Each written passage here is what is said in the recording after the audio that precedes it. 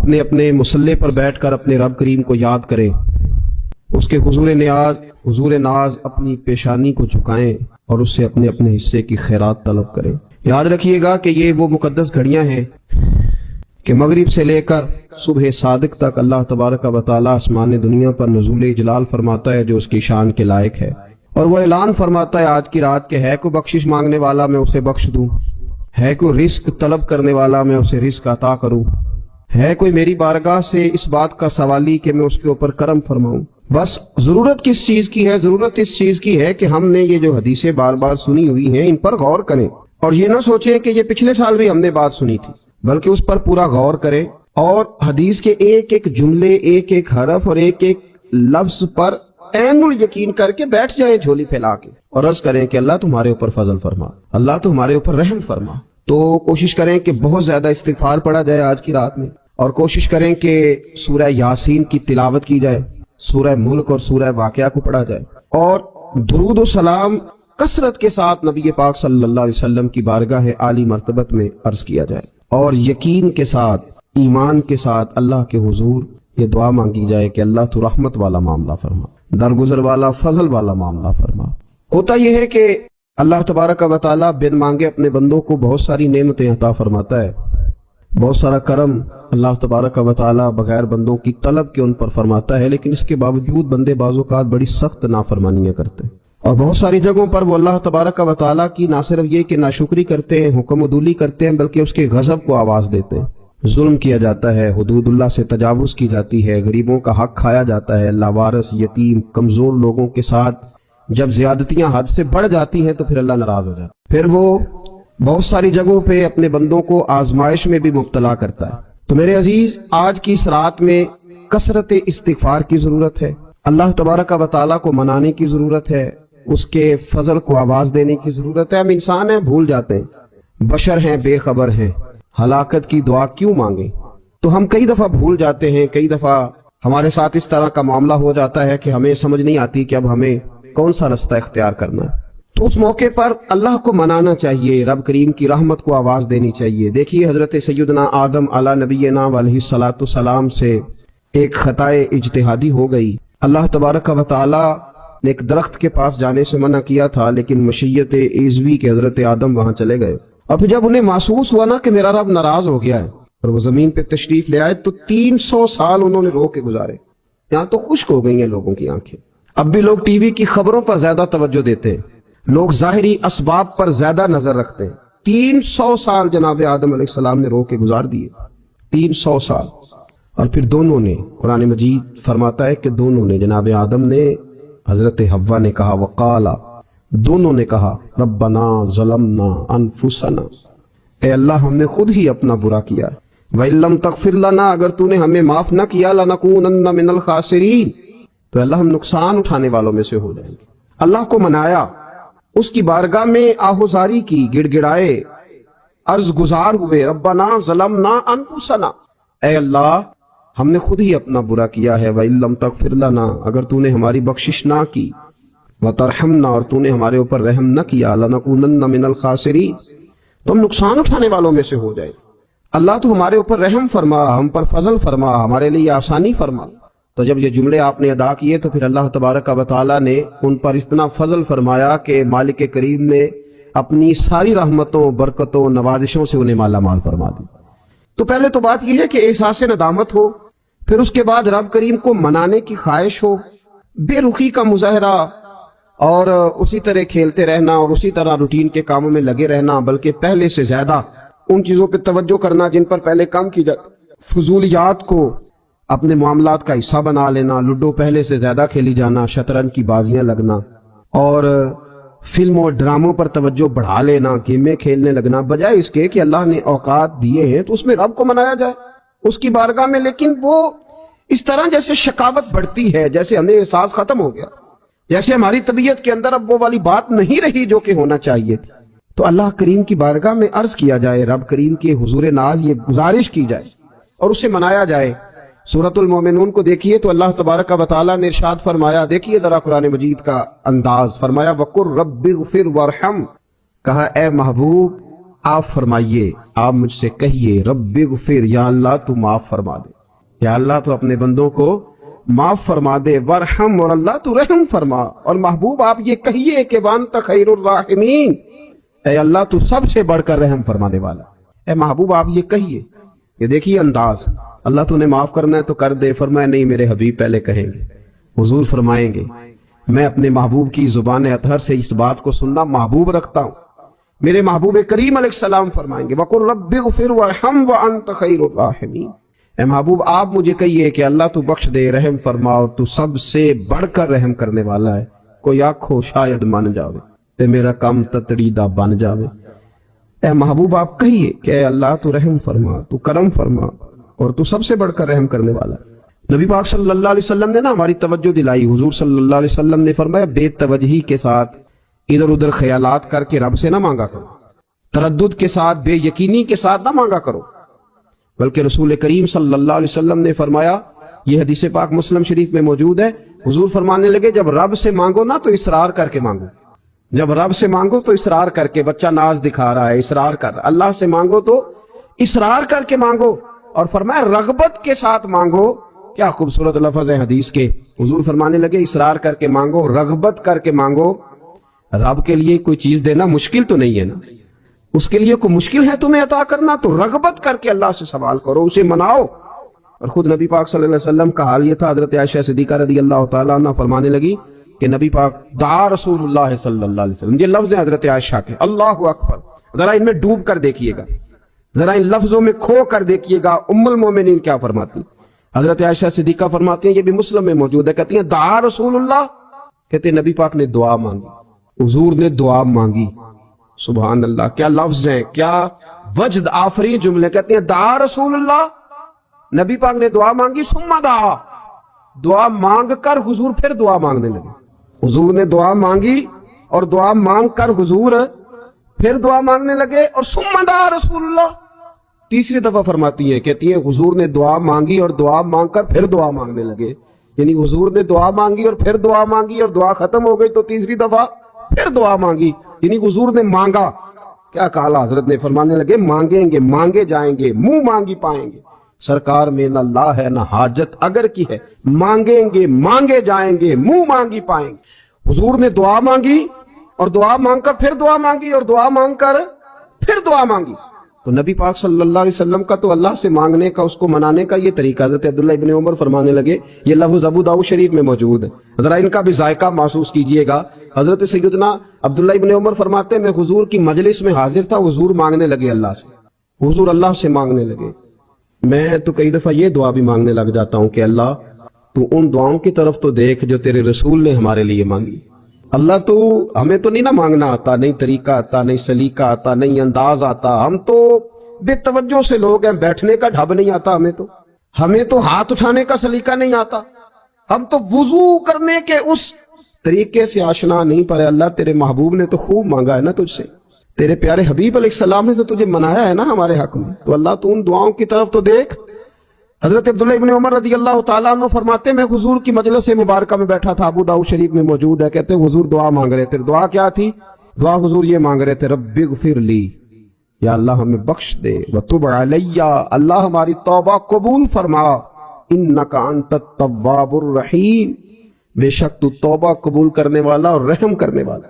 حضور دعا مانگ رہے تھے، اے اللہ رب اغفر لی، یا اللہ ہمیں بخش دے، وتب علی، اور ہماری توبہ قبول فرما، انک انت التواب الرحیم، بے شک تو توبہ قبول کرنے والا اور رحم کرنے والا۔ حضرت عبداللہ ابن عمر فرماتے اس ایک دعا کو ایک ہی مجلس میں ایک ہی جگہ بیٹھ کر میرے نبی پاک نے اپنی زبان اطہر سے 100 مرتبہ ادا فرمایا، 100 مرتبہ حضور نے یہ لفظ کہے رب اغفر لی وتب علی، رب اغفر لی وتب علی، رب اغفر لی، اے اللہ بخش دے، رحم فرما، وتب علی، بس قبول کر لینا اب ہماری توبہ، انک انت التواب الرحیم، بے شک تو توبہ قبول کر لیا کرتا ہے، تو رحم فرمایا کرتا ہے۔ ایک ہی مجلس میں 100 دفعہ حضور نے دعا مانگی، دعا مانگ کے پھر دعا مانگی، اور دعا مانگ کے پھر دعا مانگی، اللہ کو منایا میرے رسول پاک، حضور نے ہمیں بتلایا، اسے مناؤ، اس کی بارگاہ عالی مرتبت میں جھکو، اور حضور نے خود بھی یہ طریقہ ہمارے سامنے بطور سنت کے چھوڑا،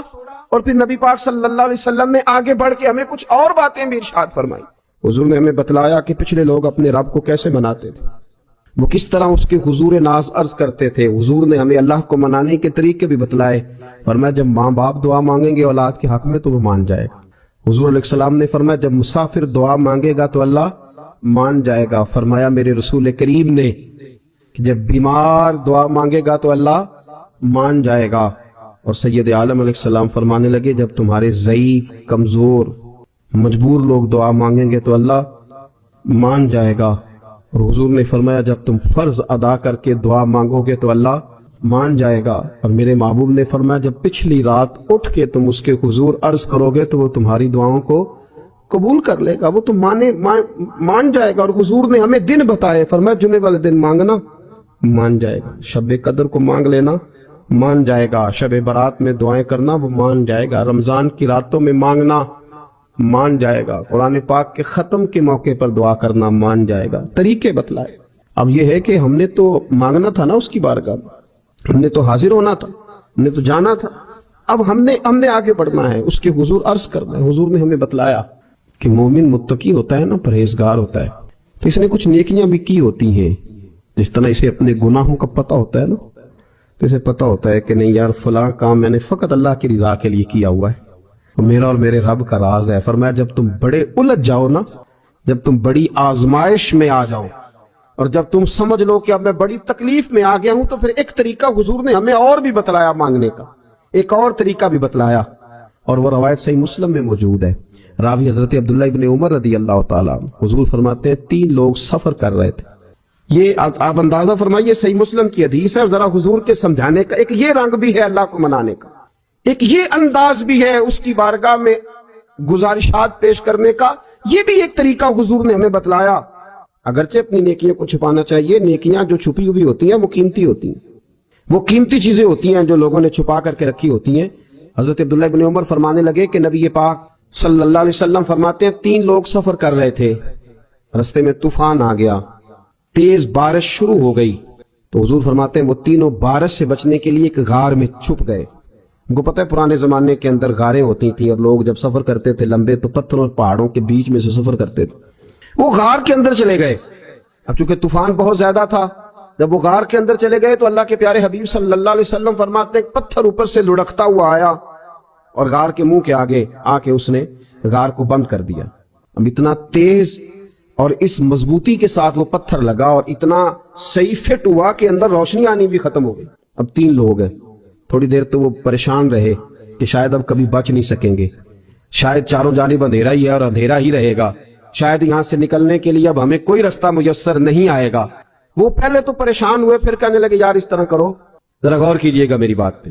فرمایا اس طرح کرو، اگر کوئی زندگی میں نیکی کی ہے نا تو ذرا اس نیکی کو یاد تو کرو، اور یاد کر کے اس مالک کے حضور عرض تو کرو. وہ کریم ہے، کوئی آنکھو شاید من جاوے تے گل کم تتڑی دا بن جاوے، عرض تو کرو. تو ان میں سے یہ آپ اندازہ فرمائیے یہ بات بیان کون کر رہا ہے؟ یہ مدینے والے رسول بیان کر رہے ہیں، یہ نبی پاک علیہ السلام نے بیان فرمایا. یہ وہ کہانی ہے جو ہمیں ہمارے نبی پاک نے سنائی، رسول کریم علیہ السلام نے ہمیں بتلائی. یہ داستان محبت.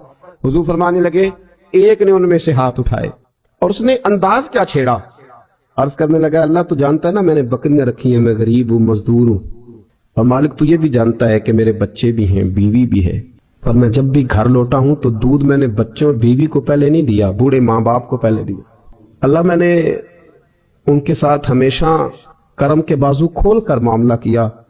وہ غار میں تنہا بیٹھے ہیں اور اپنے مالک کو منا رہے ہیں. عرض کرتے ہیں اللہ تجھے یاد ہے نا ایک رات جب میں بڑی دیر سے لوٹا تھا، لکڑیاں کاٹتے، درخت تلاش کرتے، مجھے دیر ہو گئی، میں دیر سے لوٹا تھا، نیت یہ کر رکھی تھی کہ دودھ سب سے پہلے ماں باپ کو پلاؤں گا. مالک جب میں لوٹا تو وہ بوڑھے تھک ہار کے سو گئے تھے. میری بیوی نے مجھے کہا کہ بچوں کو پلا دو، وہ سو گئے. تو میں نے کہا نہیں، میرے ذمے ہے ان بوڑھوں کے دل کو ٹھنڈا کرنا، ان سے پیار کرنا. اللہ بیوی مانگتی رہی، بچے طلب کرتے رہے، میری ٹانگوں میں گھومتے رہے، بار بار آتے رہے، پر میں نے دودھ نہیں پلایا. اے مالک فجر ہو گئی، آفتاب طلوع ہونے کا وقت آ گیا، پر میں نے ماں باپ کے بیدار ہونے کا انتظار کیا. اے اللہ وہ جب اٹھے تو ان کی آنکھوں میں جو میرے لیے دعا تھی اور ان کے سینوں میں جو میرے لیے کرم تھا، اگر تیری بارگاہ میں وہ نیکی قبول ہے تو مالک پھر رحم فرما، نہ اس مشکل سے آسانی عطا فرما۔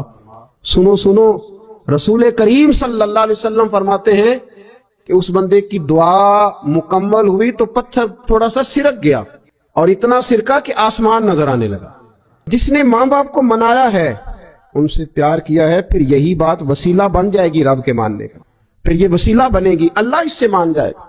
پھر رسول کریم صلی اللہ علیہ وسلم فرمانے لگے، دوسرا بولا اور عرض کرنے لگا کہ اے اللہ، تو جانتا ہے مجھے اپنے چچا کی بیٹی بھانے لگی تھی، میں اس کی طرف رغبت کرنے لگا تھا، اور میں نے جب اس سے جا کے ارادہ کیا کہ میں تیرا طالب ہوں، تو اس نے مجھے کہا کہ پہلے 100 دینار لاؤ بانا، تو اللہ میں نے مشقت کر کے 100 دینار جمع کیے۔ جب میں پوری طرح اس پر حاوی ہو گیا، وہ میرے قبضے میں آ گئی اور گناہ کا میں نے ارادہ کر لیا، تو اس عورت کے منہ سے ایک جملہ نکلا کہ اللہ سے ڈر، اے مالک وہ میرے قبضے میں تھی، اے اللہ میں گناہ پر قادر تھا، میں چاہتا تو گناہ کر لیتا، لیکن جب اس نے تیرا نام لے کے کہا نا کہ اللہ سے ڈر، اللہ میں ڈر گیا، میں اسے چھوڑ کے آ گیا۔ اگر تجھے یہ بات پسند ہے تو پھر نکال دینا اس مشکل سے، پھر کر دینا کرم۔ اللہ میری بھی تو چڑھتی جوانی تھی نا، میں بھی تو سب کچھ کر سکتا تھا، پر تیرے لیے، تیری خاطر میں لذت گناہ سے باز رہا، تو اللہ تو رحمت فرما دے۔ حضور فرماتے ہیں اس کی دعا مکمل ہوئی تھی کہ پتھر تھوڑا اور سرک گیا۔ پھر تیسرا بولا اور اس نے بول کے کہا، اللہ ایک مزدور کو، ایک دیہڑی دار کو، ایک غریب کو میں نے کام پہ رکھا ہوا تھا، یہ تیرا اور میرا راز ہے اللہ۔ وہ مزدور، وہ دیہڑی دار میرے پاس کام پہ لگا تھا، کچھ چاول میں نے اس کی اجرت مقرر کر دی کہ تو کام مکمل کرے گا تو میں تجھے دوں گا، اور جب اجرت لینے کا وقت آیا تو وہ بگڑ کر ناراض ہو کر چلا گیا، میں اسے ڈھونڈتا رہا، وہ مجھے ملا نہیں، میں نے اس کے چاولوں کی قیمت کاروبار میں انویسٹ کر دی، اس کا تھوڑا سا سرمایہ پر میں نے کھایا نہیں، پھر وہ اس سے میں کاروبار کرتا رہا، اور اتنا کاروبار کیا کہ بہت ساری گائیں اور ان کے چرواہے تیار ہو گئے، وہ سالوں کے بعد لوٹا، میں نے اس غریب کا مال کھایا نہیں بلکہ بڑھایا، محفوظ کر کے رکھا، وہ سالوں کے بعد لوٹا اور کہنے لگا میرا مال، تو میں نے کہا وہ ساری گائیں تیری ہے، وہ چرواہا تیرا ہے، یہ سارا کچھ تیرا ہے، تو کہنے لگا تو مجھ سے مذاق کرتا ہے، میں غریب کہاں اور گاؤں اتنی بڑی گائیں کہاں، تو مذاق کرتا ہے؟ تو میں نے کہا مذاق نہیں، میں نے اپنے رب سے ڈر کے تیرے مال کی حفاظت کی، یہ تیرا ہے۔ اے اللہ میں کھا بھی تو سکتا تھا نا، پر تجھ سے ڈر کر میں نے وہ سارا محفوظ رکھا۔ اللہ اگر تجھے میری یہ ادا پسند ہے تو پھر آج مان جانا، آج راضی ہو جا۔ اللہ کے رسول فرماتے ہیں اس کی دعا مکمل ہوئی تھی کہ پتھر لڑکا اور ان کے لیے رستہ بن گیا، وہ باہر آ گئے۔ تو حضور نے ہمیں بتلایا کہ وہ تمہاری نیکیاں جو چھپی ہوئی ہیں، وہ تمہاری نیکیاں جو تم نے خالص اللہ کی رضا کے لیے کی ہیں، ان نیکیوں، ان اعمال کا وسیلہ بھی تمہارے رب کے ماننے کا ذریعہ بن جائے گا، اس کو منایا جائے، اس کے حضور حاضری دی جائے، اس سے بخشش کا سوال کیا جائے، اس کی بارگاہ میں یہ گزارش کی جائے کہ اللہ غریبوں، مجبوروں، کمزوروں اور ان لوگوں کے صدقے جو اللہ رستہ دیکھ رہے ہیں کہ رستہ کب کھلے گا، جو تیری بارگاہ کرم کے سوالی ہیں، ان کے صدقے تو رحم فرما، تو کرم فرما۔ تو میرے عزیز، ایک اور بات جو اللہ کو منانے کے لیے ہمیں ہمارے پیارے رسول صلی اللہ تعالی علیہ وسلم نے بتلائی کہ جب انسان بہت زیادہ عاجزی کرتا ہے نا، بہت زیادہ عاجزی، تو پھر بھی اللہ مان جاتا ہے۔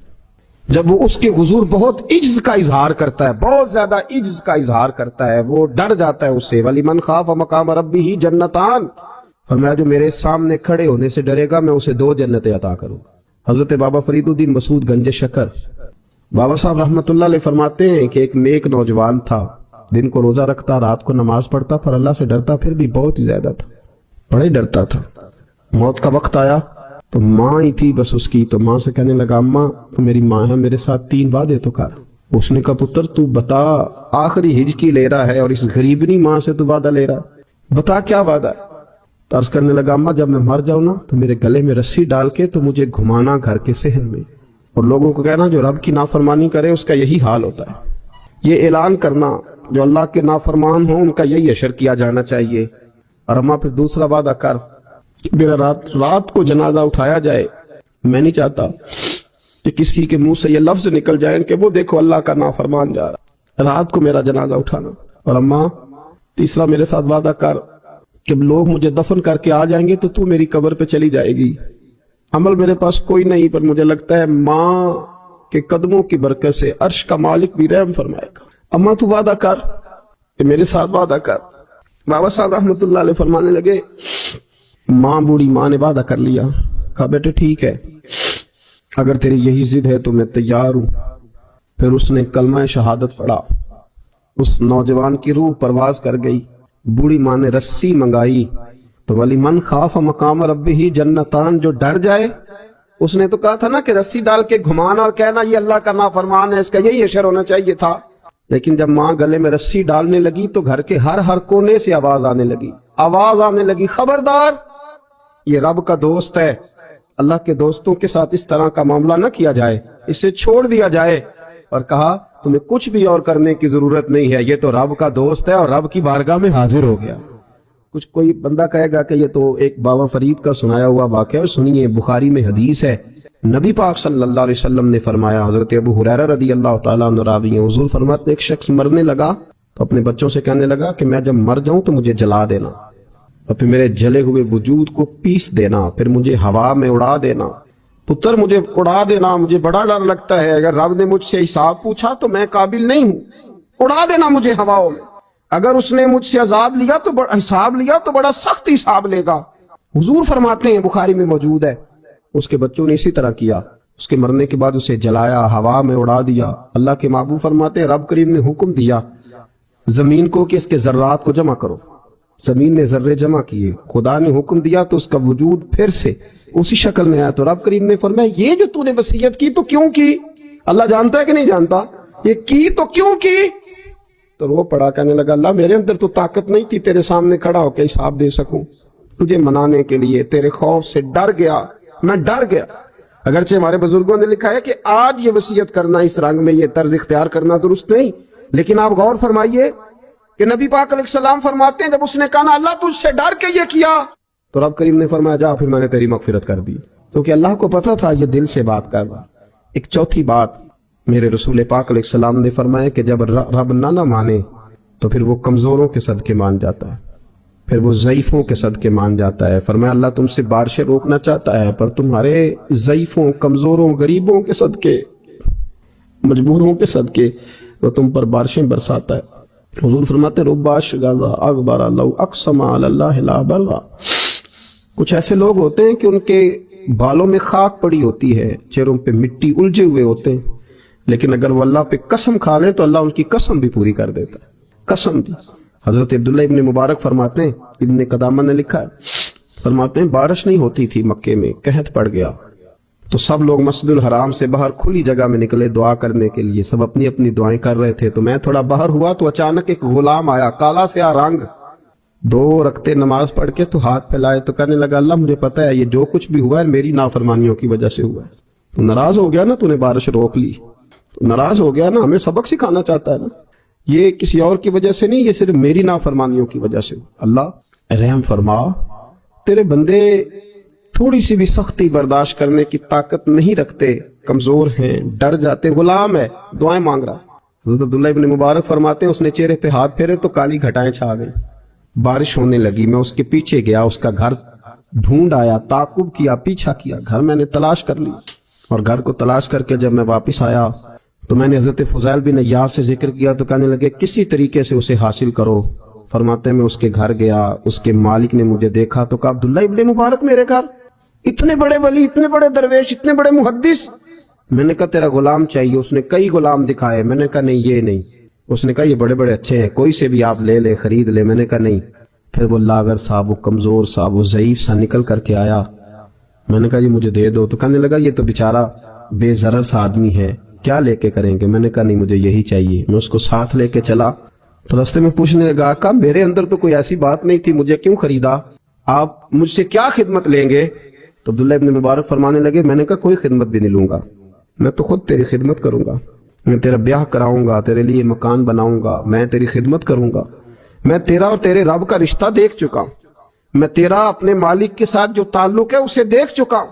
کہتے میں نے یہ لفظ کہے تو مجھے کہنے لگا 2 رکعتیں پڑھ لوں، اب مجھے لے جانا پر 2 رکعتیں پڑھ لوں؟ کہتے میں نے کہا پڑھ لو، تو 2 رکعتیں پڑھنے کے بعد میری طرف دیکھ کے کہنے لگا آقا مجھے اپنا حق معاف کر دینا، میں خدمت نہیں کر سکا۔ پھر کہنے لگا اللہ راز تو کھل گیا، اے اللہ راز تو کھل گیا، اللہ تیرا میرا معاملہ تھا، راز تو کھل گیا، راز تو کھل گیا، اللہ راز تو کھل گیا، میں سراپا مخزن راز تھا، میں رہا تھا مدت و راز میں، یہ تو تیرا شوق دید کشا کشا مجھے کھینچ لایا مجاز میں، اللہ راز کھل گیا۔ یہ لفظ کہتے کہتے کہتے کہتے اس شخص نے کلمہ پڑھا، اس کی روح پرواز کر گئی، اس کی روح ہی پرواز کر گئی۔ تو کبھی ان کمزوروں کے ذریعے بھی اللہ کو منایا جا سکتا ہے، تو رب کو منانے کی کوشش کریں، اس کے حضور عجز کی کوشش کریں۔ ہر آدمی اپنے گھر میں بیٹھ کر، اپنے مصلے پہ بیٹھ کر، تنہائی میں بیٹھ کر اس سے کہے، اور یاد رکھنا وہ بڑا کریم ہے اور وہ بڑا قدیر ہے، بڑا قادر ہے، 1 منٹ لگاتا ہے اور ہر چیز اس کے کرم میں نہا جایا کرتی ہے۔ حضرت عائشہ صدیقہ رضی اللہ تعالیٰ عنہ فرماتی ہیں میں نے نبی پاک صلی اللہ تعالیٰ علیہ وآلہ وسلم کو مرض وصال تک دیکھا ہے، حضور کے وصال تک، کہ حضور قرآن پاک کی آخری 2 سورتیں پڑھ کے سورت فلق اور ناس اپنے ہاتھوں پہ پھونکتے تھے، پھر جسم پہ ملتے تھے۔ قرآن پاک میں شفا ہے۔ اب تو لوگوں نے دم درود کو اس کو بڑا ہلکا سا کام سمجھ لیا، ویسے بھی یہ عاملوں کے ہتھے چڑھ گیا، ملنگوں کے ہتھے چڑھ گیا، کاروبار بن گیا، تجارت بن گئی۔ ورنہ قرآن پاک کی آیات پڑھی جائیں تو حضور نے فرمایا سورہ فاتحہ میں شفا ہے، اس میں کرم ہے۔ یہ چیزیں جو بڑی ہمارے لیے سود مند تھی، فائدہ مند تھی، ہم چھوڑ گئے۔ ایک بڑی خوبصورت حدیث ہے، سنیے گا۔ حضرت ابو سعید خدری رضی اللہ تعالیٰ عنہ حدیث کے راوی ہیں، بخاری میں موجود ہے۔ ارشاد فرماتے ہیں کہ ہم ایک سفر پہ تھے، واپس آ رہے تھے، ایک جگہ رات کو قیام کیا، سونا تھا، بستی تھی۔ بستی کے لوگوں نے نہ کھانا پوچھا نہ پانی پوچھا، کوئی ضیافت نہیں کی۔ آدھی رات کا وقت آیا تو ایک بندہ دوڑا دوڑا آیا، کہنے لگا ہمارے سردار کو بچھو نے کاٹ لیا ہے، تم میں سے کوئی بندہ دم درود کر لیتا ہے؟ تو ایک صحابی کہنے لگے کر تو لیتے ہیں، پر تم نے چونکہ ہمیں کھانا پانی تک نہیں پوچھا، تم اگر دم کراؤ گے تو مفت نہیں کریں گے۔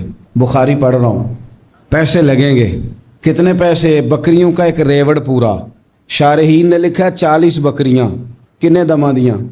او بھائی اس سے کوئی بندہ جواز نہ لے کہ پیسے لینے جائز ہیں، اس سے جواز نہ حاصل کرے۔ آپ بات کو سمجھیں، پس منظر کیا ہے؟ پانی تک نہیں تم نے پوچھا۔ کچھ لوگوں کا علاج ہوتا ہے، انہوں نے کہا پیسے لیں گے دم کر دیں گے۔ صحابی نے کہا، حضرت ابو سعید خدری رضی اللہ تعالیٰ عنہ فرماتے ہیں وہ چونکہ تنگ تھے، بچھو کاٹ گیا اور سردار کو کہا چل تو صحیح نا۔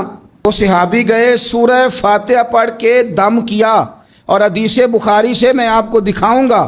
لوگ کہتے ہیں دم کدھر سے آ گیا؟ بخاری پڑھ رہا ہوں، صحیح بخاری۔ شفا تو اللہ نے دینی ہے نا، رب کریم نے شفا دے دی۔ بکریاں لے لیں، آ گئے جہاں آرام کر رہے تھے اس جگہ۔ صحابہ میں اختلاف ہو گیا، کچھ کہنے لگے بکریاں لینی چاہیے تھی، کچھ کہنے لگے نہیں لینی چاہیے تھی۔ حضرت ابو سعید خدری رضی اللہ تعالیٰ عنہ فرماتے ہیں پھر ہم نے فیصلہ کیا چپ کر کے سو جاؤ، صبح حضور کی بارگاہ میں جائیں گے۔ اگر کریم نے کہا لینی چاہیے تھی پھر تو موج بن گئی، اور اگر کہا نہیں لینی چاہیے تھی تو بکریاں ہانک کے واپس کر جائیں گے۔ مسئلہ کیا ہے؟ کہتے ہیں صبح گئے حضور کی بارگاہ میں، جا کے مسئلہ عرض کیا، یا رسول اللہ انہوں نے بھی پانی کوئی نہیں پوچھا تھا، ہم نے بھی کہا دم کریں گے تو پیسے لیں گے، تو ہم نے یہ بکریاں لی ہیں۔ شارحین لکھتے ہیں 40 تھی شاید۔ تو یا رسول اللہ اب کیا کریں؟ حضور مسکرانے لگے، حضور مسکرانے لگے۔ جس کے گچھے سے لچھے جڑے نور کے، ان ستاروں کی نزہت پہ لاکھوں سلام، اور جس کی تسکین سے روتے ہوئے ہنس پڑیں، اس تبسم کی عادت پہ لاکھوں سلام، اور ان کی باتوں کی لذت پہ بے حد درود، ان کے خطبے کی ہیبت پہ لاکھوں سلام۔ حضور مسکرانے لگے اور مسکرا کے پوچھا اچھا پڑھا کیا تھا؟ یا رسول اللہ سورہ فاتحہ۔ فرمایا سکھائی کس نے تھی؟ کہا یا رسول اللہ آپ نے۔ فرمایا پھر آدھی بکریاں میری ہیں آدھی تمہاری ہیں۔